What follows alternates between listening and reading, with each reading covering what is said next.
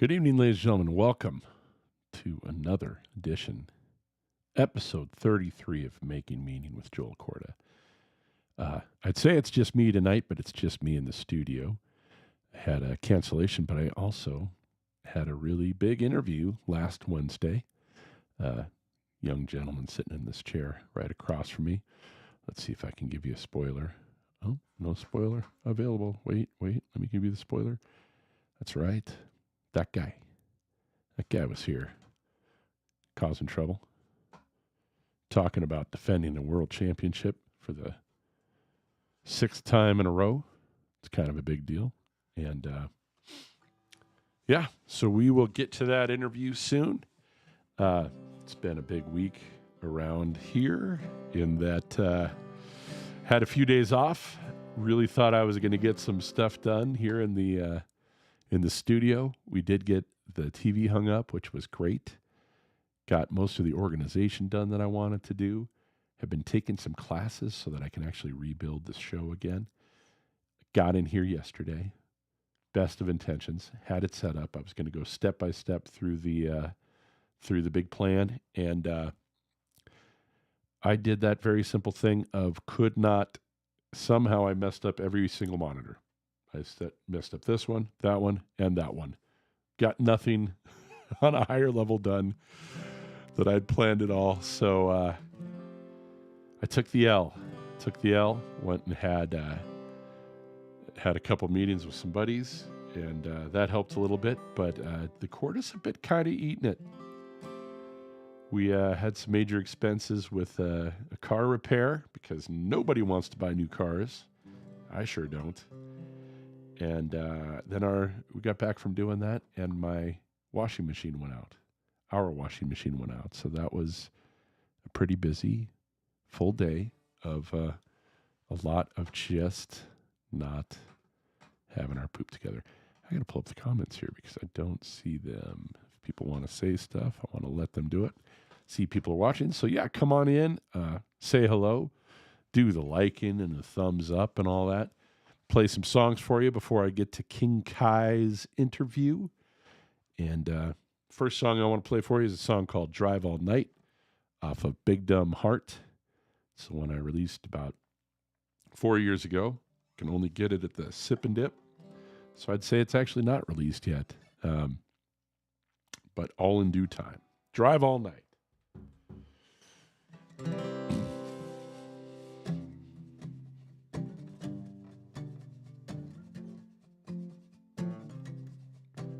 I'll watch, I'll wait for your phone, for your hesitate in time with you.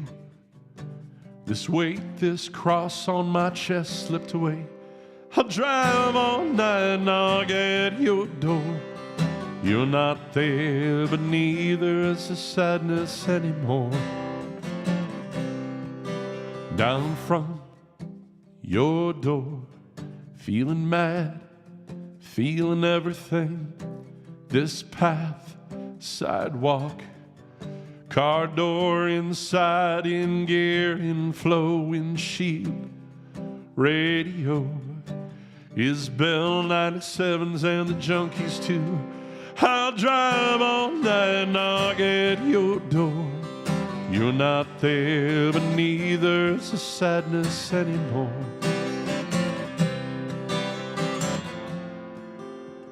What a lovely parting gift you've given me. What a lovely way to burn. These things that were a part of me, they are not part of me. I've learned unwound, unbound, unswined, now untethered to, not spun, but calm. Not yours, not even if I want to. Could drive all night, knock at your door. You're not there, but neither's the sadness anymore. I drive all night, knock at your door. You're not there, but neither's the sadness anymore.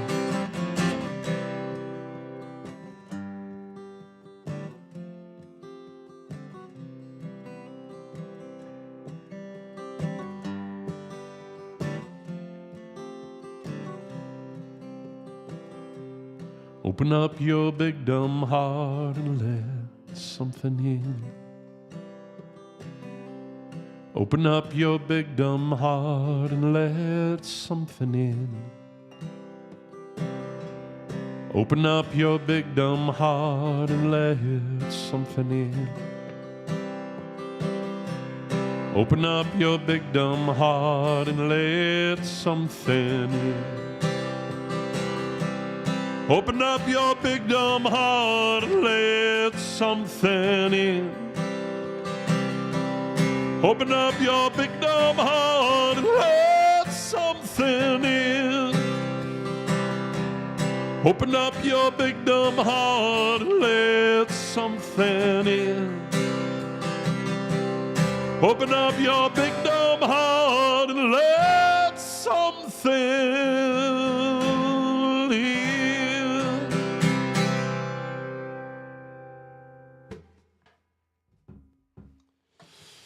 Okay, I see that my wife says, internet keeps coming out. Oof. I hope that is not for everybody. Let me know. Judy says, hi, Joel. Happy Easter. Happy Easter, Judy. Hope it was great for you out there. We had a couple nice meals. It was great. What else? Cousins are coming. My mom's sister's kids. Eda Jane, my Aunt Eda Jane, was passed a while ago now, but my mom is the only sister left, so they're coming out this weekend. I think that surprised my mother, but this weekend, coming out, and yeah, I think we'll have a good time. We should. They're good people. Checking to see if anybody is going to say how bad the internet is out there. That's okay. We can plug on anyway. It records. It'll happen. I think that's about it for updates. Just been having that seasonal not feeling great. A lot of people sick around here. I was sick a little bit. Everybody getting it. It's no fun, but we soldier through. I'm going to play a song I've not played in a long time. I don't even know how well it's going to work. It's from the Everybody's Dog album. All of This, Nothing More is the name of the album, and it is a song called She Comes Undone.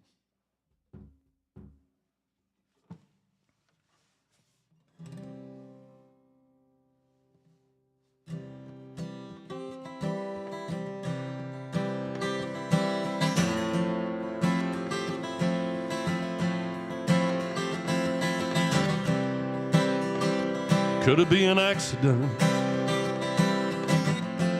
How can you tell when you've been here? Should it be an accident?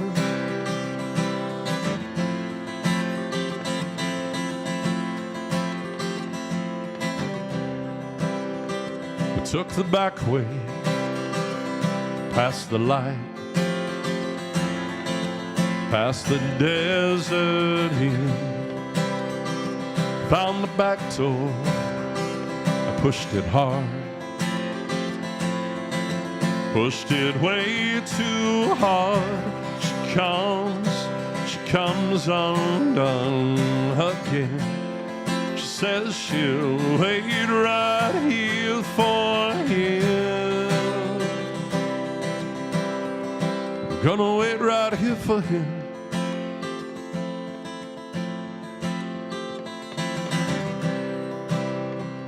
Through the back door, I let the light fall upon my face. She says, I can't can't come back again. You know I can't come back again.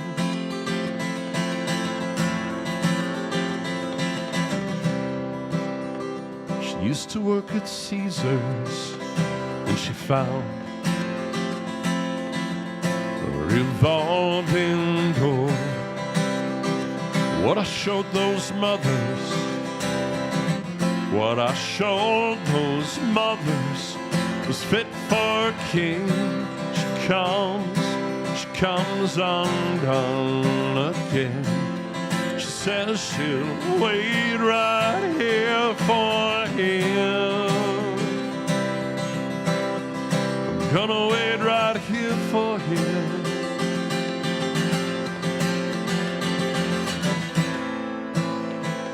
Where's this tempest? Where's the storm?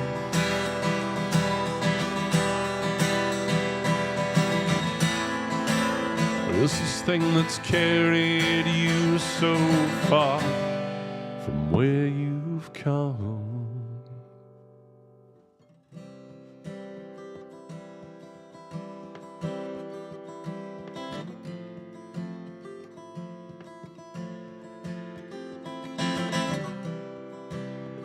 She's on the strip now, where she's tripped on, pushed on, called a whore.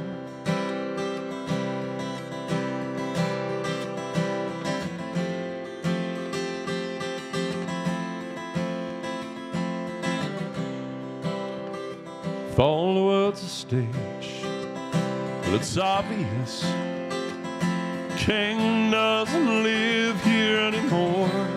She comes undone again.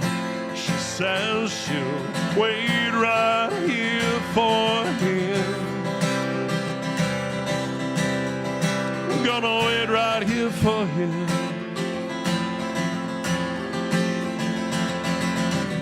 She comes undone again. She's waiting for her man.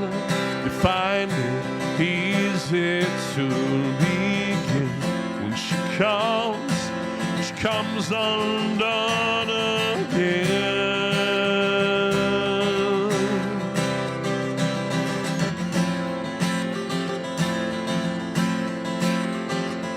But it's hard, it's so hard. You, for me, for all those little things, all those little things that are supposed to be.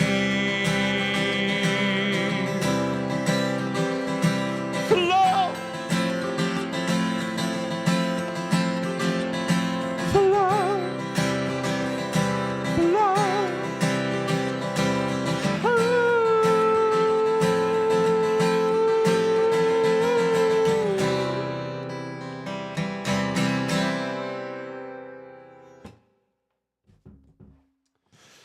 All right. Thank you. Thank you very much. Thank you. Thank you for watching.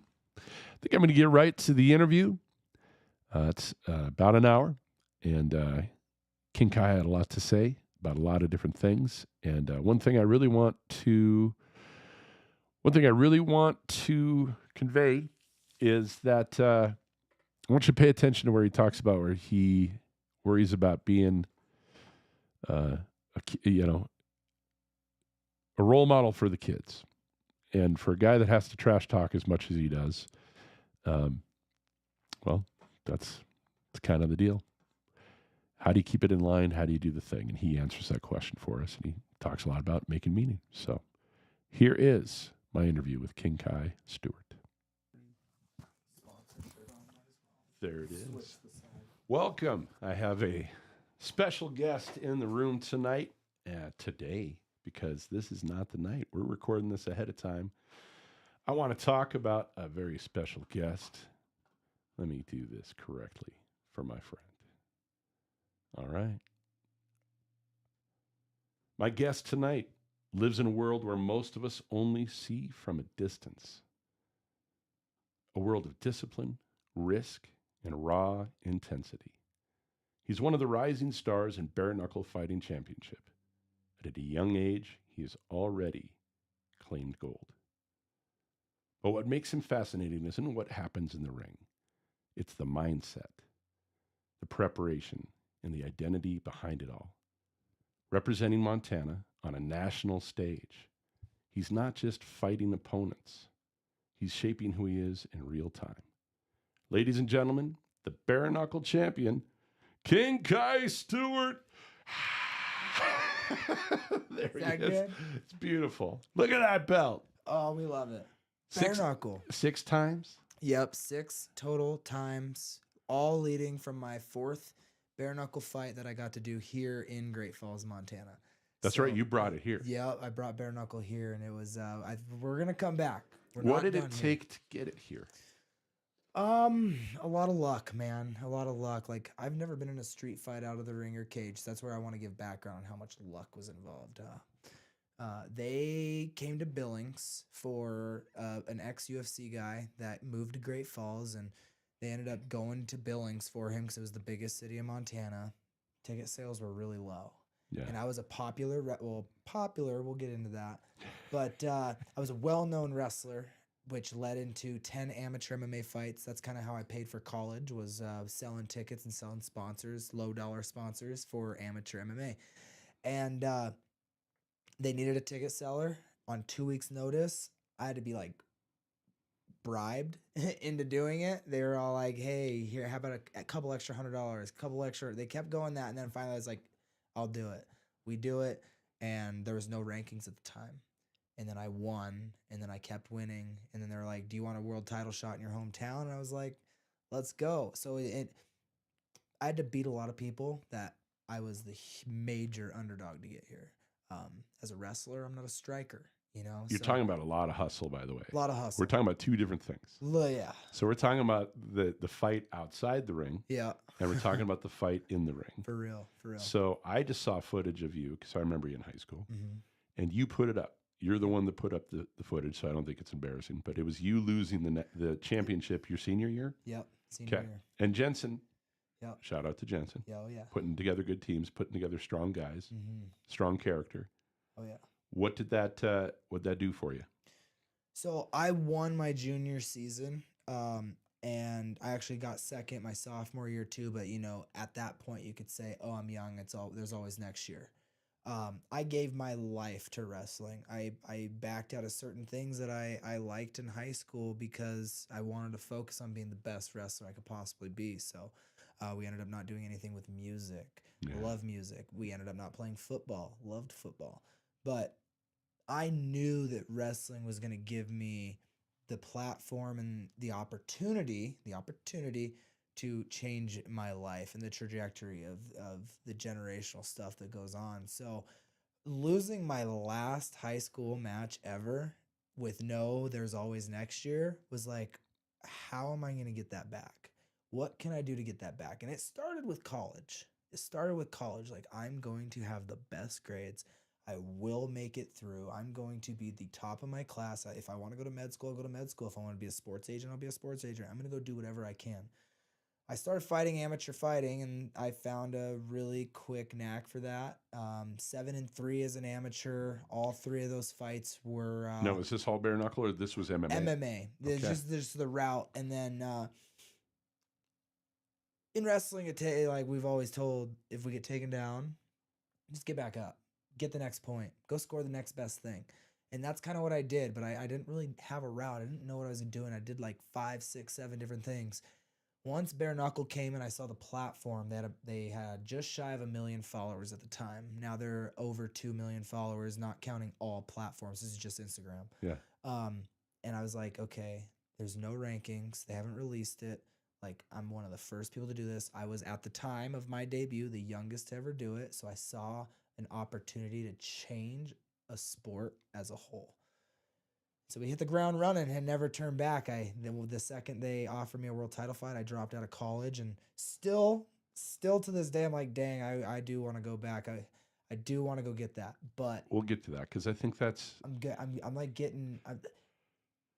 So far so good, but everything can change. Just like in the intro, that picture with the massive cut on my eye, life can change at any moment. And the doctor, I'm just getting off on tangents Please because do. they all piggyback on each other. But as for everything get taken at any given moment, my the doctor leaned into my cut man and said, "Hey G, you need to work magic. I don't want to stop this fight." So that fight was in question of getting stopped, and that would have taken my world title.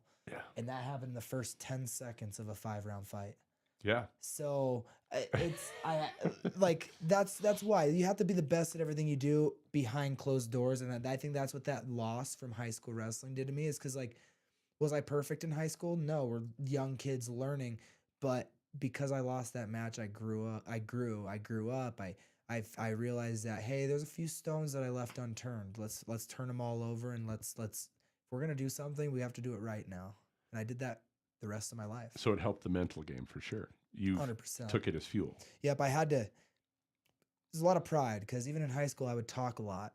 That's kind of why I knew I wanted to be a showman. I didn't know what I was gonna do. Bare knuckle was not on the bingo card. I wanted to be a showman, but putting yourself in that vulnerable position of talking a whole bunch, and then losing and quote unquote not backing it up. Second at high school state, still great, but like you're not backing it up, and that's kind of where I learned that if you're gonna talk, you better do the work. How much of that you think was just in your head, though? I mean, I'm sure you heard some yappers. Yeah, 100%. It was all in my own head. It was all in my own head because I made my big sappy post about darn it, like whatever, life goes on, and the support was overwhelming because as a high school kid, especially if your identity is wrapped around wrestling from a age of 4 years old all the way through, you do see that as kind of the end of the world. And I just had a good support system, and everybody's like, hey, like you're about to wrestle in college. I was signed to Minot State, but you're about to wrestle in college. Go get the next best thing. So go win a national title. Didn't do that, but now we're 6 world titles deep. So, Right. So we did that. We got the next best thing. So something I want to talk to you about, and again, I've told you, reverse Uno all you want. Mm-hmm. There's the difference between fighting and selling the fight. Oh yeah. And I see you out there yapping. Oh yeah. I see you there showing up at other people's press conferences. Oh yeah. What percentage of the people that you're fighting actually understand that that's the game? That you're actually helping them by selling the tickets? Yeah. See, this is very interesting because, like, for example, Tommy Stridham in Dubai is. I told everybody he shouldn't be in there with me. It had nothing to do with his skill set. He was a solid dude. But fighting's a young man's game. I had double the fights he did. He did well in kickboxing, but he was nearing 40 years old. He was nearing that end of his career, and I told everybody that. So how do I talk to a guy in a serious tone that it's like, I know I'm going to go in there and play patty cake on his face? Yeah. Now, there's other guys that there's a lot of real beef in bare knuckle only because, like me, I've worked on my mindset so well. Mike, shout out Mindset Mike. He's completely helped change my game around. We'll get into that. But, like, for example, Brian Duran, completely real beef. My last opponent, Nico Gaffey, real beef. Howard Davis, it was real. The president of the company was before my fight with Brian Duran. He said, if you win, you need to be humble because people don't want you to leave here, and there's only so much we can do. Right.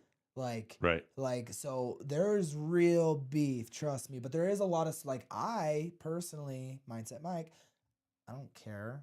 I care because, like, I'm whatever, but, like, I get under people's skin. I really do. It's the mental war too. And then it turns real. That's where it turns real for me, is whenever I actually get under their skin and they start really coming at me. But from my end, there is a difference between being kind of, for lack of better terms, a jackass, or you can keep it fair. Is, I guess, the way that I like to do. I will never attack. You'll never see me attacking someone's family. You'll never see me attacking anybody on a personal level. I won't dig and find personal things. You will never see me do that.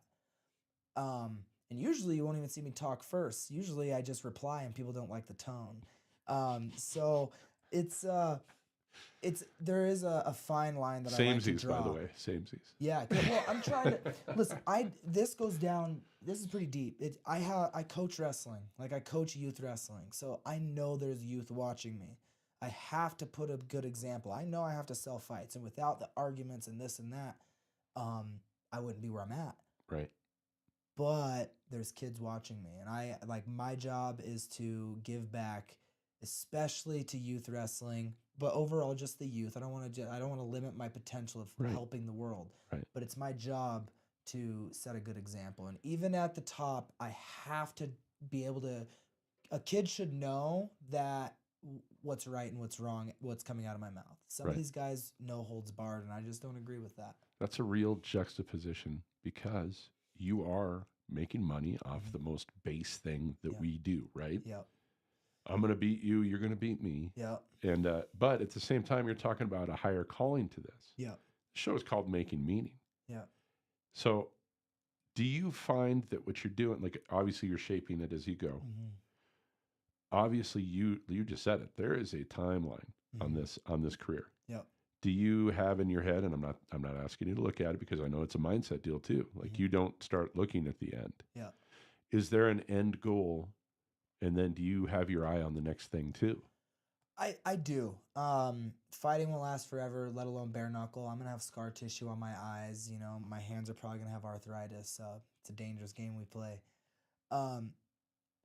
For one, I don't want anybody to get the wrong reason. I'm gonna at least fight once a year until I can't, because one, let's show them that I still got it, Yeah. and two, I've competed my whole life, so I don't know how well I would adjust to not doing that until I know that I'm done. Right. Then That being again, said, do you build to the thing so that you're not just right. on a raft? That's exactly what we're doing. You know, I have a bunch of brand deals. I'm doing live streaming. I'm doing the Humble Team Wrestling Club in Great Falls. I know I'm not really attached to it anymore in a non-negative way. I moved to go train. You're not local. We should be moving back at least into the area, and I'm going to be right back in there with the Humble Team Wrestling Club. But just like that, I'm hoping I need to get a super fight, and I need this to financially really, really just pan out for me. Like, this is what I do in my full time. Like, I am finally like comfortable, but I'm not change the world comfortable. Right. So the goal is to just continue to build my name. I'm going to build my live streaming, because the real money is going to come from social media and brand deals. Of course. So we're just going to continue building my name, which has already started, and hopefully get involved with some different companies that we're talking to on a equity level, and we're going to just keep building the name. That way, every time I post a video, I'm making some form of money. That's the goal. Outside of that, I'm a grinder. If I have to go back to school and become a sports agent, I think because of my experience in taking myself from a small town, poor, single mother kid from Montana, which even Great Falls is small, but I was from Loma, which is 35 people. Yeah. So like I was able to do that, and I'm not self-made. I've had a ton of people behind me. But at the end of the day, I formed those teams. I had to ask for help, you know. So without saying I'm self-made, because I got to respect who has helped me, it's been, I started from the bottom and I had to claw my way to the top. And that's what we got to do. Like that's what I want to continue to build. And I can help build other people if I got to find a way to make money. Yeah. I'm hoping we just get the super fight. We get the super fight, because really, for how much money that some of these, like Netflix is now getting into the fight streaming business, the UFC is making millionaires left and right. Like, it takes one big fight to change my life forever. Well, and you know Connor. Yeah, and we know Connor, and we got Connor on our back pocket. So come on, Connor, let's get this going.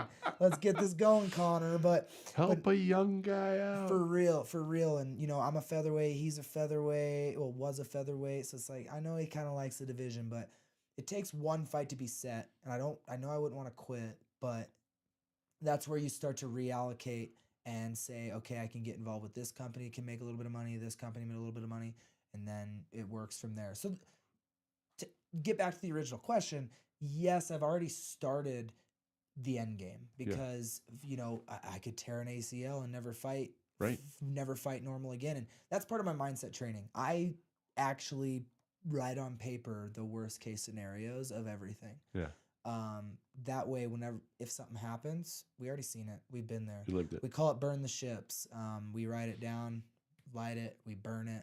It's okay. They call that also like imagining your death. Yep, 100%. So you better live how you want to live. So yeah, for short term, just continue working the social medias. Focus more on less fight content. We're doing a big old Montana camping fishing trip to my 5 favorite spots. Beautiful. And it's going to be a catch, clean, and cook at every lake. Is that with your girlfriend? I'm going to do it with my girlfriend, Dakota Rough Roads. Who's also a great fighter. Great fighter. Oh, she tangent. Please. Nobody, I'm talking about it more and more. I didn't want her at the time to get any backlash if I was to lose. But my coaches, shout out Dave Evans, but his back gave out like during a fight camp. Yeah. And he couldn't really keep up. He coached, he helped, but my girlfriend held pads for me for 2 of my world title fights. And that's what prompted us to move. I had to sit down with all my coaches and they told me to leave. I was gonna jeopardize things by having Loyalty. ego, and I'm like, I will not leave my hometown. I want to win my world titles out of here. I won 2.5 out of here, out of Great Falls. So I have a lot of pride in that. But we had to go. But my girlfriend was able to do all that for me. I love it. But the fishing trip we're gonna take me and my girlfriend, our 2 poodles. We have a big standard poodle, and we just got a mini poodle. Okay. And so we're gonna take them, but I also have one of my coaches. He was my middle school wrestling coach, Sears Tiernan at North Middle School. Nice. He's current. It's St. Peter's, former Central Catholic. I don't know what their name is now, but he's also the head coach there now. St. Patrick's. Yeah. But he's still in my corner to this day. Anyway, he's got a really nice boat. I have my John boat, Champ's Chariot. So we need a film boat and a dog boat, and then we need the content boat. So he's going to be involved, and then I think my media guy is going to fly out here to make sure everything's rolling, but it's going to be but that's what I want to share. Yeah. That's what I want to do, because eventually I could even become a Montana fishing guide, because it's just what I love to do. So right. I have tons of options, but it starts with building my name to make it easier, because it's easier whenever you have clout, for lack of better terms. Yes. It's exhausting putting everything out there on social media, but I do know that it's gonna give welcome, right? It's gonna give me the returns that I'm expecting, because like we talked about, you can't just fight. You can't fight for the rest of your life. You can't nobody should expect to fight past 35, and if you do, 1, it's for the love of the sport, or 2, you're probably doing negative things to your body. You're seeing a lot more people fight a little bit later. Yeah. That's their choice. We all get to sign the dotted line. But for me, who wanted to go to school to be a doctor, I had the grades to do it. Like, I don't want to do that the rest of my life. I know for a fact I got a solid 5. Obviously, catastrophes happen, but I would love to take it super duper seriously for 5 more years. Good. And then we get into the super fight per year to show that I still got it. And if we do everything right socially, we'll get to that point. I like it. Yeah. What was your, tell me about music. Music. So I've always kind of had a knack for singing, a want to sing, but it came from wanting to be a showman. Like I said, bare knuckle was never on my bingo card, but like being on camera was. So I even have 3 diss tracks out right now that I was never going to do it myself. I didn't write them myself. Sure. But some guy gave me a little bit of money to hop on his song, because we all thought that bare knuckle was way bigger than it was whenever I first started. Yeah. So we pumped him out, and it was big. It was big. Don't get me wrong.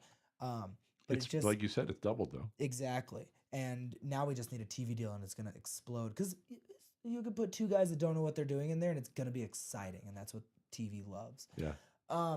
But anyway, he asked me to do it. We did 3 diss tracks, and they're obviously corny. I wasn't that good. I just hopped on the mic, barely practiced, but it was great. I had a blast. So we're actually working on one more. I was gonna do it either tonight or tomorrow. Nice.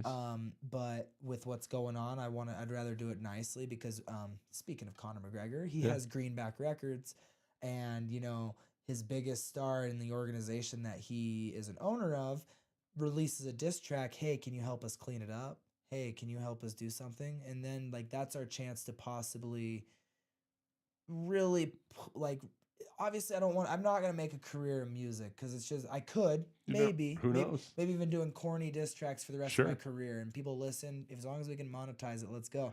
But it's just one more aspect of we got to build the socials, and even if people think it sucks or it's stupid, they're gonna listen to see That what might did be Kai say better. exactly. And it's Might really be cool. better. And one of the songs was a diss track, but there was some heartfelt meaning in it.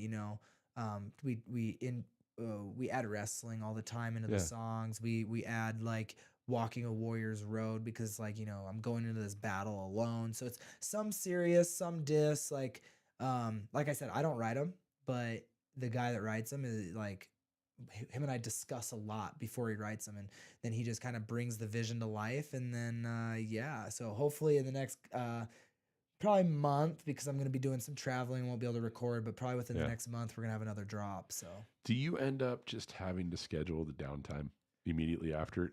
Like, what is what is it you need right after the fight? after the fight, Yeah. so this kind of sucked. We're typically it's I'm gonna go home. I hate leaving my house in the best way. I love people and I'm a showman, but it's gotten to the point where I'm pretty popular where I live. Both Spokane, Great Falls, I'm popular. Yeah. Billings, anywhere that I go out, I'm popular. So it's like I love it, but on a casual, like after the fight, I want to just not leave my house. Right. We spent 12 weeks hardcore promoting. There's a camera in my face every single day. Everything costs too. Yeah, And that's the thing that people don't understand. Yep. So you sitting in your basement and recharging saving money too. in your fortress of solitude Yep. with the people that Yep. help you. Yeah, but I've Yeah. also been live streaming a lot more. So by saying I stay home, I'm still talking to my fans. I still love my fans. I couldn't be where I'm at without my fans. That's not what I'm Right. trying to say. But it's definitely we need some R&R. This camp, our lease was up, and we knew that we wanted to leave Spokane because of cost of living, and Yeah. we were both missing Montana. Dakota is not from Montana; she's from Tri-Cities, Washington. Okay. But she did move here with me before we moved to Spokane, and she loves Montana. We both, coming back to my hometown is something that I think will be negative for me for right now. I want to retire in Great Falls, and potentially even if whenever I have kids, have them go to school in a place like Great Falls or maybe even small town Fort Benton. Sure. So I definitely want to come back. So that's not what I'm saying. But for the growth of my career, it's really hard. I need to go to a bigger place where, we were just at a bar in Dallas getting some chicken strips, and there was two billionaires sitting next to us. Right. So that's the type of people I need to kind of put myself in front of. But what I think we're going to do is come back to Montana, potentially Great Falls. We're looking maybe at Billings, Bozeman, Missoula, for training purposes. Yeah. But then I'm going to go do camps in like Montreal, Colorado, Dallas, Nevada. But we want a piece of Montana. So another tangent, but we got out of our house. That was day one. We had technically 4 days to get out with my help because I had to go do sports trading card stuff in Dallas. Yeah. So I really haven't even had a break yet. And then I came to Great Falls because I'm visiting a dog that I had to give up before college, and she finally has cancer. I say finally as if we were expecting it. But, Right. she's just shy of 12 years old. She's a boxer that's above their life expectancy. So came back to say bye to her, and then I'm taking off back to Dakota's mom's house in Tri-Cities. We're hanging out there. We're flying out of there to go to Hawaii, April 10th to the 15th. There's a bare knuckle show out there, so I'm gonna go sit in the front row and probably live stream it. So tune in. Let's start talking. Let's do some yappolition. Yeah. Sell the next show. Sell the next show. So, and then we've never taken a vacation. We missed my girlfriend's vacation, whatever. Like we go to a lot of shows, so we're blessed with the amount of travel we do. But there's always obligation. Dakota's birthday was March 5th. It was her dirty 30, so we want to go out there. The trip is for her. We're disguising it as a business trip. Yeah. Because there's a bare knuckle show, but we timed it differently. Usually before the trip is how long we stay, so we don't miss any of the fight week. But we're flying in late the day before the event. We're gonna go to the event, and then it's all Dakota's time for her birthday. So finally, we're gonna have a little bit of our relaxation, but it's coming up because we haven't quite got to relax. But that's I was expecting to be on my boat already. didn't have time because we had to move. Right. Right. I was expecting to live stream a little bit more, but I haven't really sat down with good Wi-Fi. Now I'm Dakota's doing a mini girls trip, getting her hair, makeup, everything. Well, not makeup, but hair, nails, everything done for Hawaii. So she wants to. So I have the puppy. So it's Yeah. like instead of streaming, I'm playing with the puppy. So, but who doesn't love playing with puppies? You might be helping. So yeah, really, we're gonna go fishing tomorrow. So that's gonna be a nice breath of fresh air. And Let's send them the wrong. wrong way. You're not going to Loma. You're Nope. not going to Nope, not going there. great places. Great places. Craig, Loma, whatever. Hey, I wanted to say there's something interesting in the way that you're talking, which is, you're busting up fools, Mm-hmm. but you're a deeply sensitive person. Oh yeah, oh yeah, oh yeah. Ask my girlfriend that, especially during take my sensitivity, add me weight cutting. Ooh, you got That's you no got fun. an emotional mess. That's no fun. That's no. Yeah. Said, hey, how's your mom? What's she up to? My mom, oh boy. So, especially because this is a Great Falls podcast, people kind of knew how I grew up, but she's sober. She's over 3 years sober now. She comes to a lot of bare knuckle fights. She's kind of become I guess the face of the moms of the BKFC, I guess. A mascot mom? You're right. Yeah. So, she's doing great. She gets to enjoy, watching all my hard work come to fruition. She actually, I stayed with some family friends of mine whenever she went out to work, whenever I was like still in school. Yeah. So like we made sacrifices, but it was all for like wrestling. Like my mom knew my passion. I had a passion at a young age, and a lot of people like who didn't get it, whether, I have psychological issues because of all this, but I think I knew that I wanted to wrestle, and where I was at in Great Falls with the support system and the coaches that I had, she knew that she couldn't move me to Williston, North Dakota to the oil field. Right. So we found family friends. I stayed with them for most of my school, like for almost since 7th grade. Once I was kind of old enough to really cognitively know that wrestling was what I needed and wanted to do, Right. is whenever we made sacrifices. And it was my mom making a sacrifice. I still didn't quite understand, but I knew I knew I couldn't leave. I knew I loved my coaches, and I like begged my mom not to move me. So she made shit happen. Yeah. So it's like we've come a long way since then, and now our relationship is rekindled. We're sobriety is a beautiful thing. Yeah. And yeah, and she's pretty excited. She loves it. She Good loves for you. this. Yeah, she hasn't missed a fight yet. And Good for her. She including flying all the way across the world to Dubai. So see, I was going to ask you what people misunderstand about fighters, but I think we kind of hit it there. we all have issues, but Right. we're all striving to be better people. Here's the thing, too. Like, you are not one thing. You're selling a fight. Mm-hmm. You're training for the fight. Yep. And you're dealing with your own mental health, not to mention this timeline that is short. Yeah. So you got 4 things. I mean, everybody's got parallel things. Obviously, we're on social media and we're trying to present the best version of the glamorous part. And you're selling tickets that way too. Yeah. Do you think in your streams, are you hitting more like who you are as those other levels, those other layers? Good. That's a great question. Yes,